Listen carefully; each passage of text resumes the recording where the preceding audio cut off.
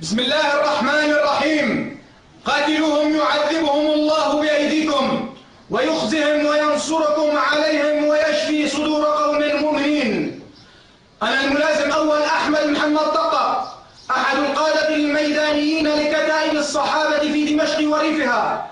أعلن باسم كتائب الصحابة تنفيذ عملية من قبل سرية المهام الخاصة التابعة لكتائب الصحابة، حيث قامت هذه السرية بعملية أمنية متقنة على مدى شهرين بمراقبة أشخاص خلية ما يسمى إدارة الأزمة في سوريا، حيث قام أحد أبطالها بداخل المكان بعملية أمنية متقنة وقام بقتلهم بطريقة معينة أتحفظ عن ذكرها الآن.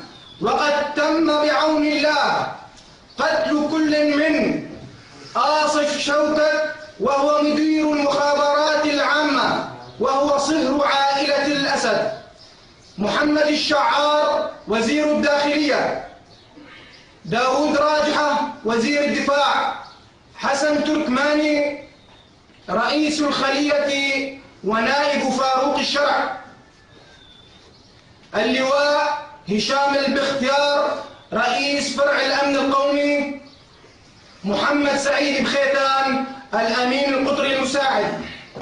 ونعلنها مدوية أننا ماضون حتى إسقاط هذا النظام.